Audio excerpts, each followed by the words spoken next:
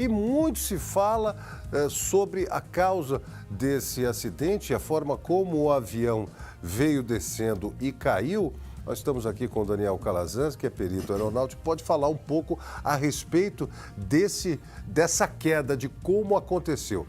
Ontem se falou muito sobre a questão aliás, desde sábado, né? Durante todo o dia, sexta-feira que aconteceu, e aí o que pode ter causado? O gelo na aeronave e no motor.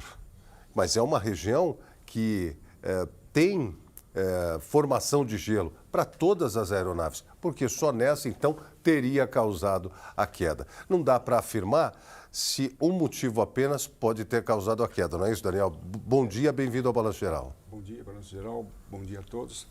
Na realidade, é muito cedo para nós afirmarmos um fator que tenha contribuído ou uma causa. Não dá para se fechar em uma e nem descartar as demais.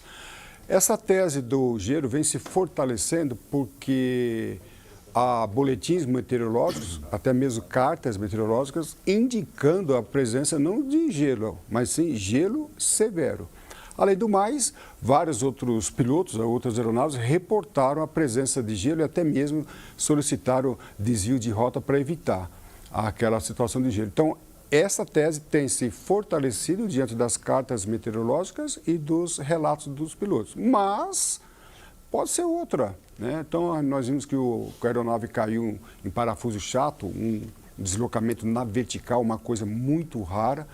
Por que isso acontece? Então, na realidade, quando um piloto, uma aeronave vem em emergência, tem vários tipos de deslocamento. Um deslocamento na horizontal, descendente, que não foi o caso.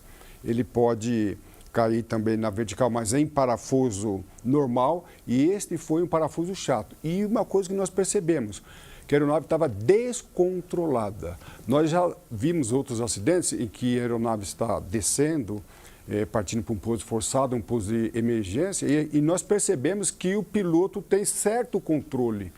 A gente percebe que a aeronave estava totalmente descontrolada. E aí é um ponto importante, pois se foi prevalecendo a tese do gelo, pode ser que o gelo tenha danificado a superfície de controle que fica geralmente ali na cauda da aeronave, alerão, profundores. Então, é possível.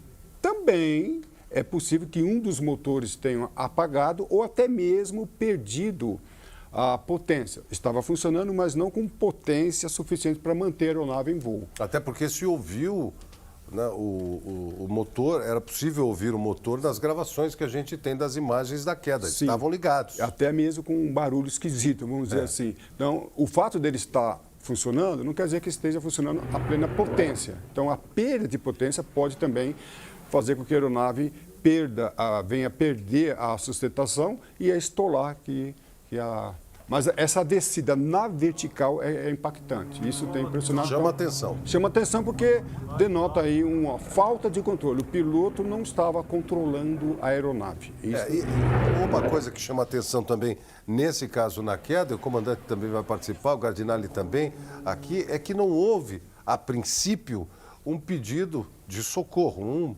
uma informação do que estava acontecendo. Uma declaração de emergência. Uma declaração de emergência. Muito bem, comandante. Vamos lá. Ontem eu dei alguns depoimentos, fui até criticado. O Calazans, você não pode fazer essa declaração porque a caixa preta não foi avaliada, analisada. Em relação à conversa entre controlador de tráfego aéreo e pilotos, não é só a caixa preta que faz esse registro. O órgão de controle de tráfego aéreo, no caso do Congonhas, também faz esse registro. E as autoridades aeronáuticas já fizeram essa pré-análise. Na própria sexta-feira as autoridades já falaram, então não houve declaração. Então isso nós podemos afirmar. E está cedo para nós afirmarmos causas e fatores, mas isso já foi comprovado. Não teve essa declaração. Não teve e não precisa da caixa preta para fazer essa análise. Essa análise já foi feita, né? Eu estimo que por volta, logo após o acidente, as autoridades aeronáuticas já foram ali nos gravadores, que fica ali mesmo em Congonhas, e já fizeram essa pré-análise. Então não precisa abrir a caixa preta para obter as informações das conversas entre pilotos e controladores. Daniel, estamos falando muito na questão da presença de gelo nessa rota e nessa altitude. Eu queria que você falasse um pouco sobre o equipamento que o avião possui nas asas para poder lidar com esse tipo de intempérie aí por conta do gelo. Existe um reforço ali, alguma coisa que retire esse gelo? Isso é presente nessa aeronave? Segundo os diretores da empresa, que deram uma coletiva no final de semana, eles falaram que tem, a aeronave tem, e estava em funcionamento. Então, claro que a perícia que vai detectar se funcionou ou não, mas na formação de gelo, essa aeronave ela é conhecida internacionalmente como uma aeronave sensível à formação de gelo. Inclusive, tivemos outros acidentes nos Estados Unidos e outros na Europa. No Nepal? Isso, no Nepal. Foi no Nepal e outro acidente nos Estados Unidos, com formação de gelo. Então, essa aeronave ela é conhecida como sensível à formação de gelo. Mas isso a gente tem que entender que não é risco, que não é perigo, porque a aeronave tem dispositivos para eliminar a formação de gelo. A questão é saber, primeiramente, prevalecendo a tese da formação de gelo, se o piloto acionou esse dispositivo e se estava em funcionamento. Sendo essa tese. Oi? São duas perguntas que precisam ser respondidas serão respondidas. Prevalecendo a tese da formação de gelo. Lembrando que pode ser muitas outras coisas que não serão descartadas. A caixa preta que foi recolhida, ou as caixas pretas, né? São duas caixas pretas, uma de comunicação. Isso. E uma... São dois parâmetros, vamos dizer assim. Uma grava a comunicação, a cabine, entre pilotos e copiloto, né? E piloto e controlador. E a outra, os outros parâmetros são os dados do funcionamento de tudo que tem ali na aeronave. Então, motor, regime de motor, potência de motor, a partir de que momento, se houve perda de potência, se o piloto acelerou, se o piloto não acelerou. Essa parte do acionamento do mecanismo para poder tirar poderia também ser captado pela caixa preta? Com certeza. Serão captados. Se houve ou não o acionamento. Se houve ou não né? acionamento. Né? Quem chega agora ao nosso balanço geral, nós estamos trazendo as informações sobre o voo 2283, tragédia que aconteceu quando o avião, na sexta-feira, às 1h20, caiu em Vinhedo, uma cidade a 80 quilômetros de São Paulo. E a gente está com o especialista aqui, que é o perito aeronáutico, o Daniel Calazans, falando a respeito disso. Essa mãe da médica falando das condições, a outra mãe, que é parente da vítima, mostrando a conversa dela, dizendo: poltrona quebrada, o avião sem condições, e diversas pessoas falando a respeito da falta de ar-condicionado, muito quente, dizer, a falta de manutenção nas aeronaves. Isso também vai ser levado em consideração, vai ser levado em conta, não vai, Daniel? Com certeza. A perícia, a investigação de acidentes aeronáuticos tem uma amplitude de ações. Uma delas é investigar ou entrevistar pessoas envolvidas, até mesmo passageiros, entrevistar mecânicos, pessoal da manutenção e também analisar. Todo avião tem um histórico, uma caderneta onde fala sobre o histórico de manutenção. Tudo isso vai ser levado, essas peças serão colocadas como quebra-cabeça para que se forme ali um cenário final. E a pergunta que eu fiz antes, ele teria feito o pedido para descer a altitude, estaria a 17 mil pés, descer a altitude por conta da condição de gelo. E a torre poderia ter negado? Então vamos lá. Uma das opções do piloto para evitar a formação de gelo é sair daquela área. Ele pode sair daquela área, as condições meteorológicas adversas, de várias maneiras. Se deslocando lateralmente ou se deslocando verticalmente. Ele só pode fazer esse deslocamento com a autorização do controle de tráfego aéreo. Eu trabalhei em Congonhas, nesse mesmo setor.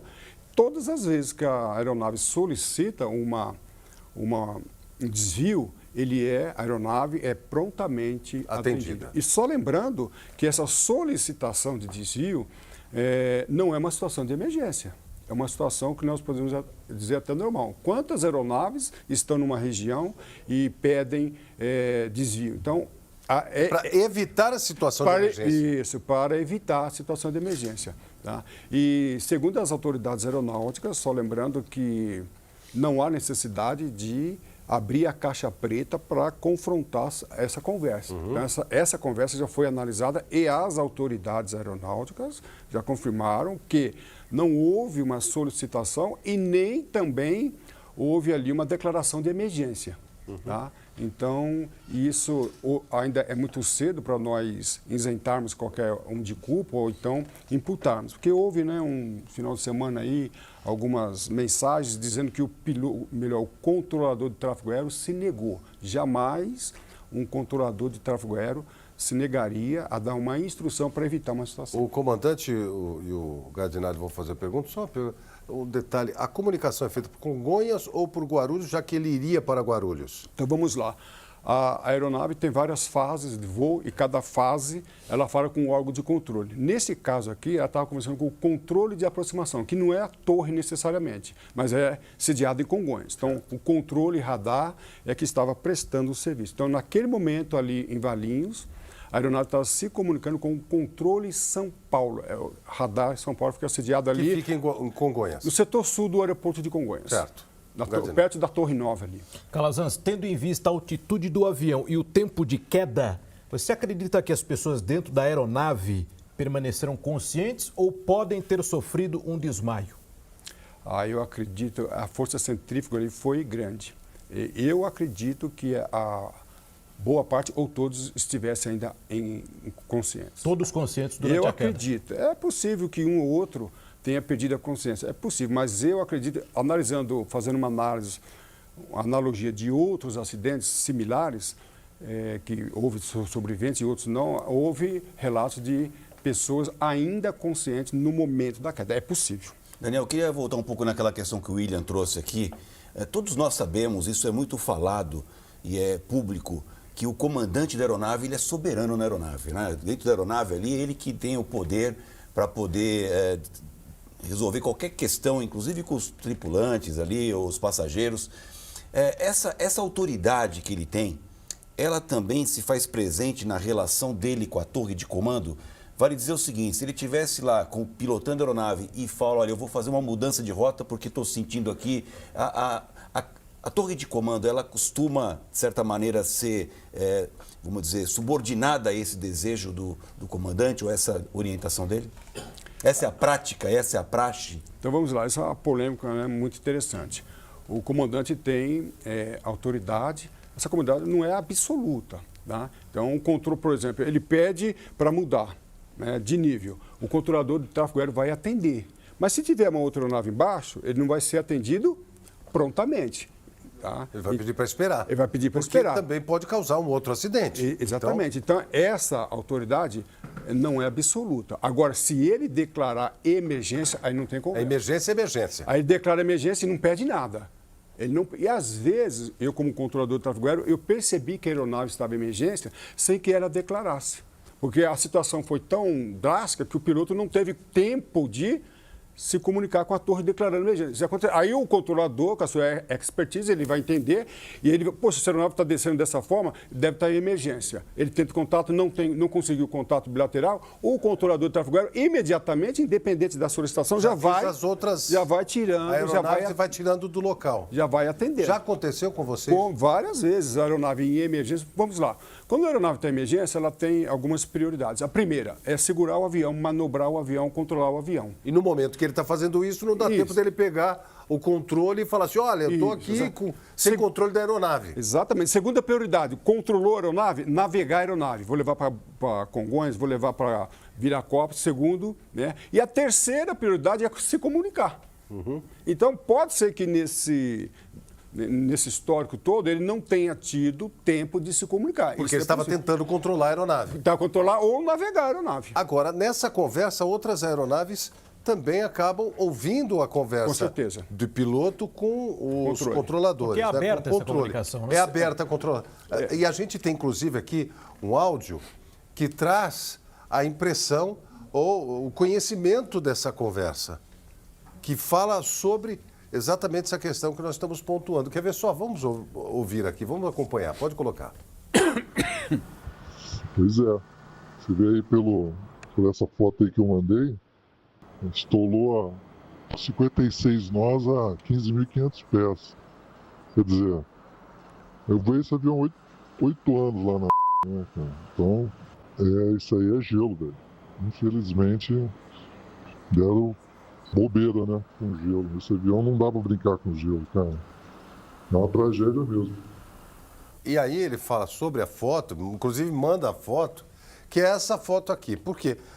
A gente chama de para-brisa? Sim, É o para-brisa. para-brisa. O para-brisa, ele tem o sistema anticongelante, mas esse sistema anticongelante, ele fica só no centro, na região central do para-brisa. Nos cantos, não, que é exatamente para que o comandante, quem está ali, o piloto, perceba que há essa formação de gelo.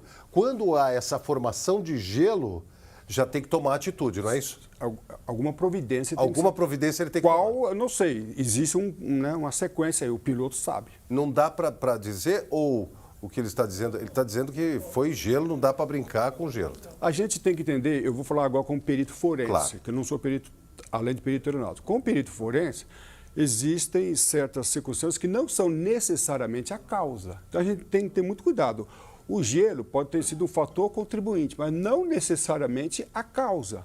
Tá? Porque tinha formação de gelo, mas o piloto não tomou providência, então não foi a formação de gelo a causa. A causa foi a omissão.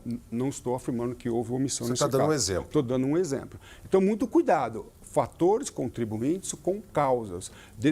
Afirmar que foi a formação de gelo é muito prematuro. E atribuir a culpa à aeronave também é prematuro, né? Porque essa aeronave ATR ela é muito utilizada em voos regionais na Europa, com Região temperaturas muito mais baixas do que as do interior de São Paulo. É uma aeronave que enfrenta essas adversidades climáticas com esse sistema antigelo, né? Então, não dá, foi muito bem colocado, não dá para atribuir a aeronave, e sim, às vezes, a operação. Essa aeronave é segura? Todas as aeronaves são seguras. Mas e se a aeronave estiver velha e sem a condição e a manutenção necessária? Então, a gente vê que não é aeronave, é a operação da aeronave. Seria a omissão de uma manutenção preventiva, né? Não vale Aeronave- aquela velha máxima, né, de que todo acidente aeronáutico é uma sucessão de fatos, né, e de incidentes, de condutas que podem gerar aí a queda do avião, A né? gente fala que um acidente de avião, ele não acontece, ele é construído. Construído. Então, essa é uma boa afirmação. Daniel Calazans com a gente aqui, muito obrigado pela participação, por tirar algumas dúvidas aqui a respeito desse acidente. Vale lembrar que as caixas pretas estão sendo analisadas pelo CENIPA, que é o órgão competente para analisar e investigar acidentes aéreos, para que não aconteçam novos acidentes aéreos como esse que vitimou 62 pessoas. Obrigado, viu, Dan? Sempre à disposição ele e a equipe da Balanço Geral. Muito obrigado, Daniel Calazans com a gente.